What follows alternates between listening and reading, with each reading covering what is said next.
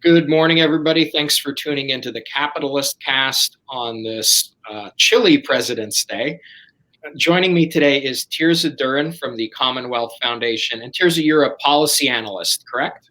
Yes, I'm a policy analyst at the Commonwealth Foundation, and I focus mainly on economic and regulatory type of policies.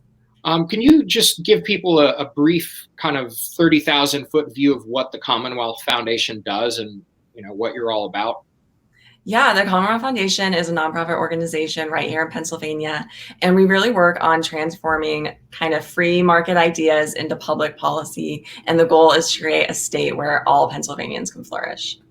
Yeah, and I know personally when CAP is looking at, what laws do, we oftentimes use a lot of the policy work that folks at the Commonwealth Foundation put out as kind of a yardstick to figure out here's what the law or here's what the legislation is going to do, here's what we should be doing. So it's really helpful to have that as a point of reference. And that really is a good place to just kind of lead in here. Last week, we talked to Carl Morera from the PA Manufacturers Association about Governor Wolf's budget proposal. Because the budget proposal and the budget is such an important part of what happens in Pennsylvania, over the course of the fiscal year, I wanted to have somebody else come on.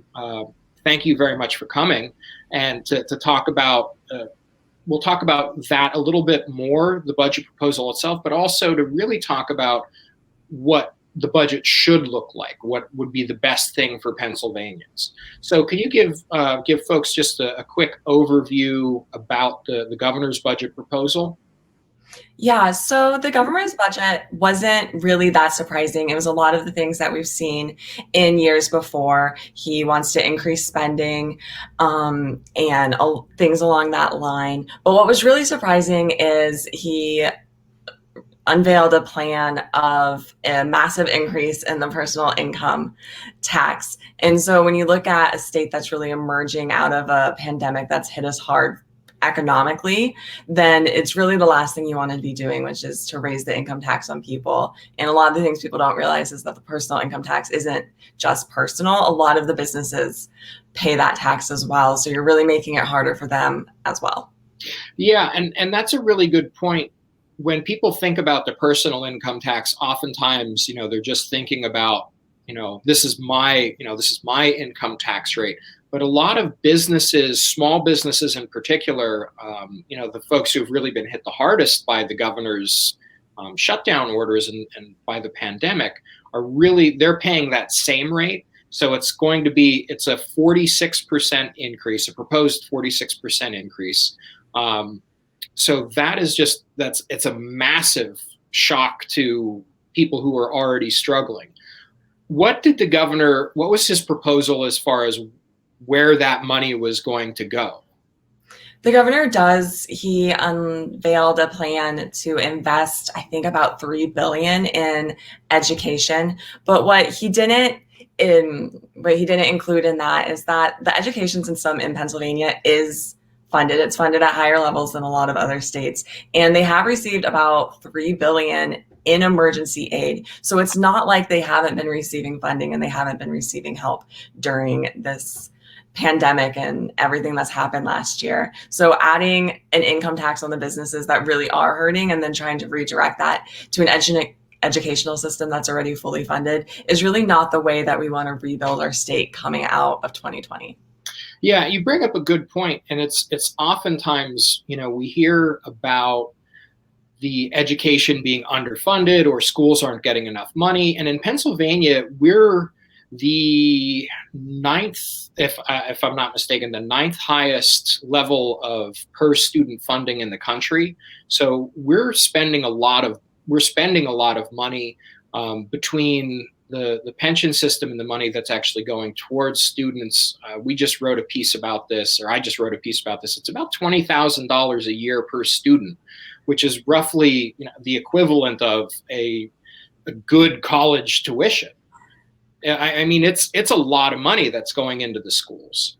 How how can we look at the education system as it is? Obviously there are certainly schools that aren't, performing, but is the solution really just to throw more money at it? We've thrown money at it in the past. I think Governor Wolf has increased educational funding, which is something he bragged about during his address.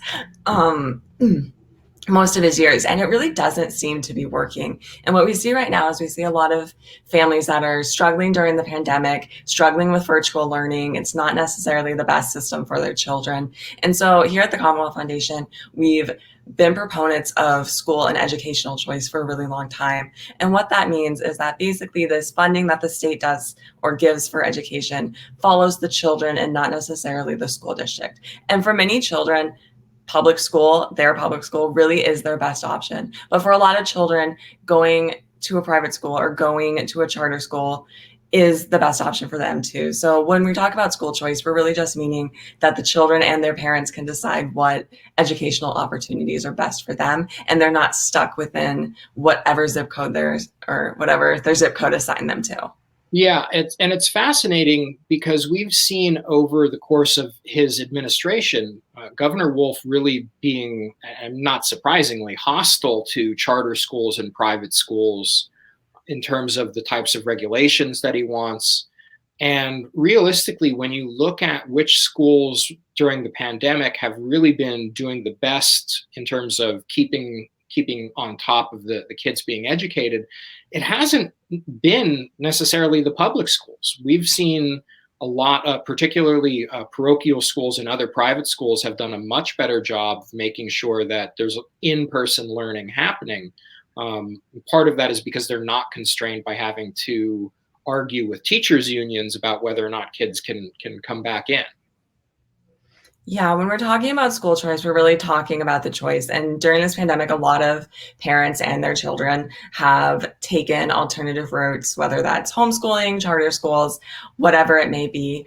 But at the core of it, every child should have a good opportunity to get a good education. And sometimes that's in the public school, sometimes it's in the public charter school, sometimes it's homeschooled. There's a myriad options available to them. And that's what is really at the core of school choice. And especially now during the pandemic, where a lot of students don't thrive with online learning, it's really more important now than ever that they have opportunities to see the school that best fits their needs. Yeah, and it really does empower parents to be able to do, a number of things that are going to work and work best for their kids.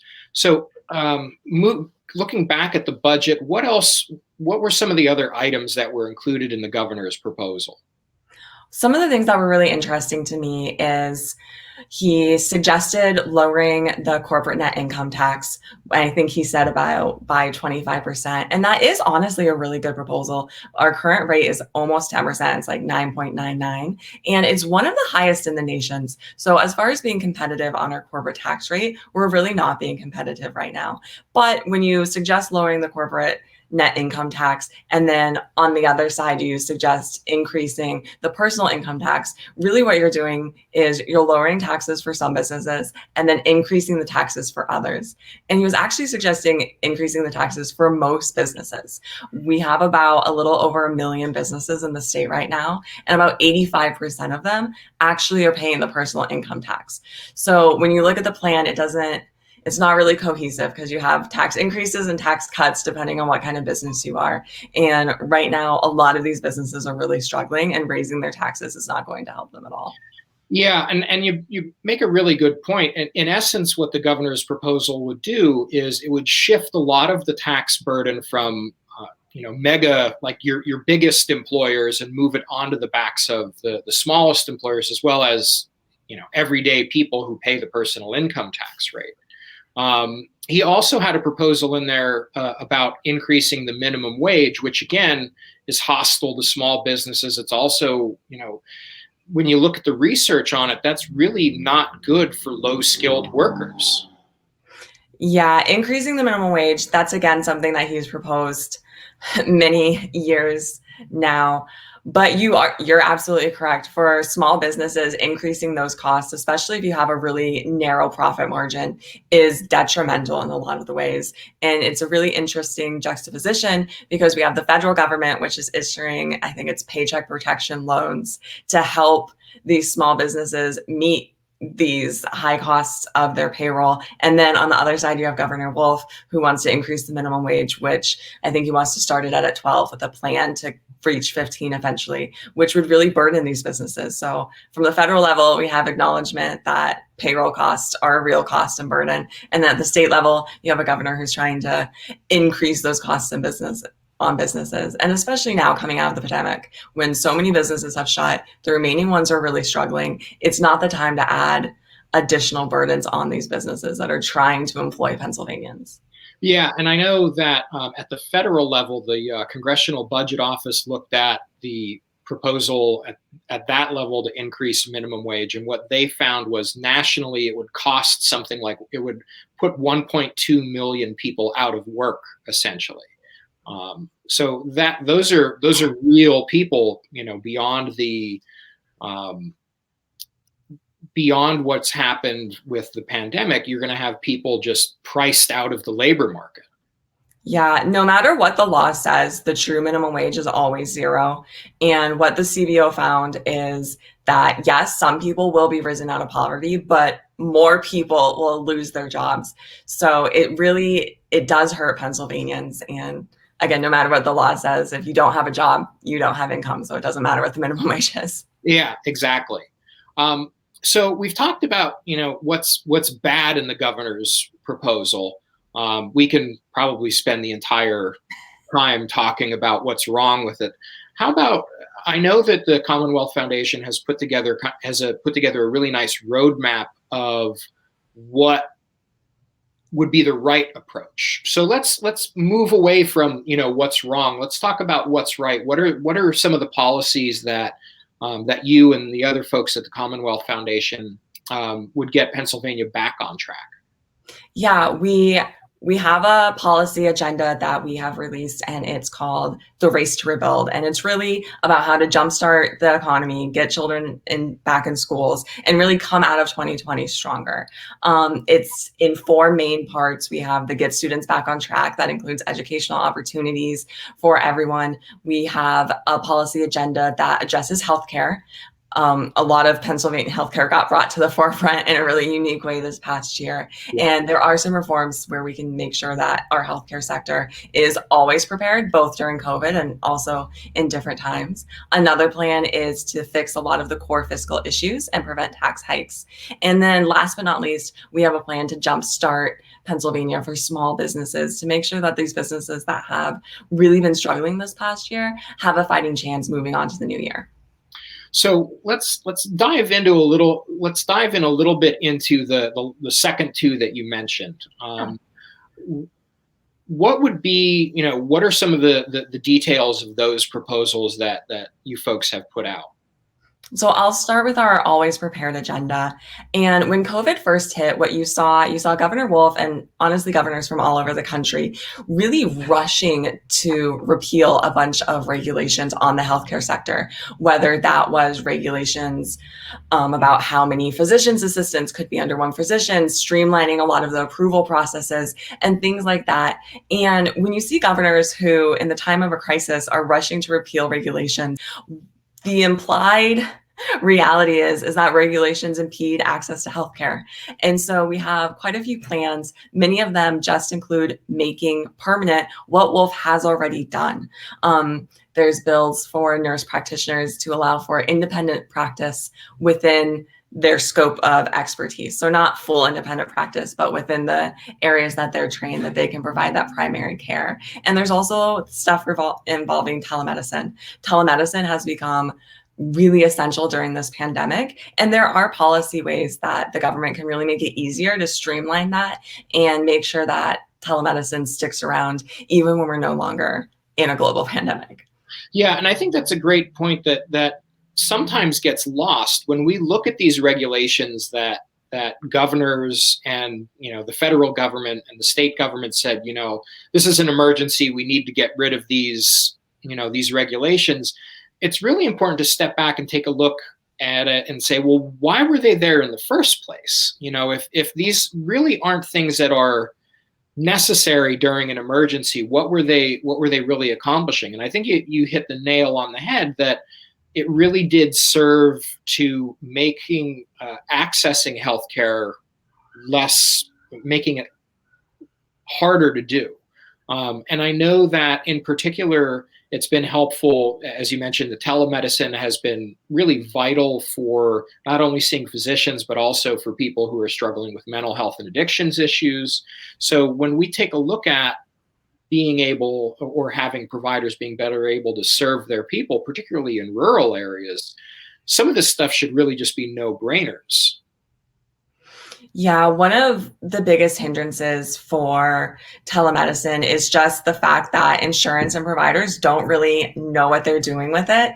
Not to say that they don't know how to provide care, Right. but just the reality of, will I be reimbursed for my services? Will I not be reimbursed for my services? And so the government really can step in and ensure reimbursement and define telehealth as healthcare so that providers feel comfortable offering these services via telemedicine. And obviously, it's not going to replace all in-person visits. A lot of the complaints is that not everything can be done over telemedicine, and that's 100% true, but it is a good tool that can be used, and especially for rural people or people who can't take time off work or is really hard for them to travel, it really does help them access care in a way that's easier for them. And it's also more affordable. They don't have to pay to travel. They don't have the time cost. It's just an easier option for a lot of things. Yeah, absolutely. So that, and having those types of proposals included absolutely makes sense, because it's not just about the emergency that we have today, but we have to look at things in terms of what needs to change in the long term, and really how can we adapt and adopt 21st century technology, not just so people can get on the internet and work from home, but can really do the things that they need to do in order to make life work. Yeah. So we have that component. What else is involved in the proposals that you folks put together? Well, we have the Jumpstart small local businesses, and there's a couple things that you can do that are pretty simple. We can do tax reform. Right now, a lot of these small businesses that have suffered a lot of losses this year aren't able to carry forward those losses in the same way that corporations are able to do so. And so that again puts them at it puts them at a disadvantage when they're trying to compete. So reforming that and allowing them to carry forward losses so they can deduct that from their tax bill is something that would be really helpful, especially for businesses struggling during this year. And then we can look at our regulatory burden at the state. Our state has a really heavy regulatory burden. And when we talk about regulatory reform, it's not about slashing all the regulations and having a free-for-all, but it's really about looking at the regulations. I think we have over 150,000 in the state. And if you're a small business owner, there's no way you can be on top of all of those. The time cost alone is insane. And so it's really about looking at them, making sure that we're getting rid of burdensome regulations and keeping the ones that actually are efficient, and streamlining the whole process and making it easier and possible for businesses to know that they're in compliance. Yeah, and I think that you bring up a really good point. And a lot of the regulatory items that pop up, again, it's something, we talked about the changing the tax rates and everything that would put small businesses at a disadvantage. Complying with regulations is really hard for small businesses. And it's not because they don't want to, it's because, as you mentioned, 150,000 regulations. That's just an impossible number to keep up with. So they either have to pay money to, compliance people, or take time out of growing their business and working with their employees and things like that to make sure that they're, just working through this mountain of paperwork that's there. Yeah, the IFO also released a report, and they estimated that it's going to take about 6 years for employment levels to recover from 2020 and the pandemic. So when we have numbers like that, we had record high unemployment back in April. I think it was around 16%. And we still have pretty high unemployment right now. We really need to be making things easier for these businesses and not harder. And regulatory reforms is one way that we can go about that. It was something that we talked a lot about before the pandemic, but it's really shown how important it is after it as well. And you're 100% correct. The time burden on small businesses is way more to make sure that they're in compliance with these regulations than a big corporation. Yeah, and I think so. I want to kind of circle back. You had mentioned the operating loss carry forward, and I know a lot of people's eyes will glaze over when you start throwing around terms like that. But it's something that sounds really boring, but it's really important. Can you explain a little bit about just what that means practically for businesses? Yeah, it's one of those terms that probably sounds a lot more confusing and technical than it is. It's really just if you've suffered a loss this year, then you can carry that loss forward for whatever profit you make next year, and you can subtract it from your tax bill. So it really levels out, especially for businesses that have years where they make massive profits and massive losses. It really helps them even out, and they're paying more of a consistent rate than paying a ton and not paying anything and paying a ton. So it helps business kind of flatline there, or make more even, not flatline. And you could see, I mean, particularly in the case of some of the hospitality industry in Pennsylvania, you have, restaurants, you have smaller businesses who, for 2020 were essentially for at least 6 months out of the year, really not able to operate at all. So all of those losses that they had during that time, they should be able to the offset, their profits for this year and just kind of going forward, so that the business owners are made whole, and they're also able to reinvest the money in a way that's more efficient, as you said, rather than just having these huge up and down spikes in terms of what they're paying. It makes a lot of sense. What are some of the other ideas that you're focused on at this point? As far as fixing some fiscal issues, the state of Pennsylvania we have a spending problem. I know the Commonwealth Foundation talks about that a lot. But one of the things that I think people don't realize, and when the state releases their budget and they release their line items and their approved budget, what we have is year after year is we have overspending of what is actually budgeted. And a lot of times overspending just gets wrapped into the next year's budget, and it's called supplemental appropriations. So we are suggesting, and it's not just our idea, there's bills that have been put forward in the legislature as well, that those supplemental appropriations don't get to just be wrapped in and kind of swept under the rug, that they have to be approved as a separate bill and as a separate spending every year. And the goal of that is really like every household, right? If you have a budget, you have to stick to your budget. And if you overspend, then you have to find a way to adjust for that. And the goal is to really make sure that the state sticks within its limits and doesn't just continually overspend, which is what is happening right now. And so that's one of the fiscal issues. And something that would go hand in hand is the Taxpayer Protection Act, which I'll probably refer a lot to as TPA, but that's what it stands for. And really the goal of this act is to prevent or slow the growth of the state spending. Right now, our state spending is out of control. It just keeps going up more and more each year. And so the goal of this act is to limit state spending to population growth and inflation, which really makes sure that it limits state spending to the natural cost that the government is going to incur by increased people and increased population. And so those two things together would be a really great step forward in the fiscal health of our state. Yeah, and I think if we were to look at the spending increases over time, I know that the Commonwealth Foundation has put out a lot of helpful graphs and everything like that.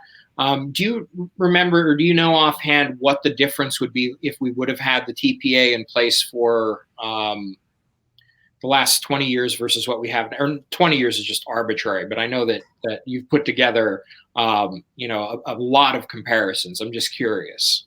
Yeah, just a simple comparison is I believe it was over the last 30 years. I believe I could be wrong, but the state budget has actually tripled.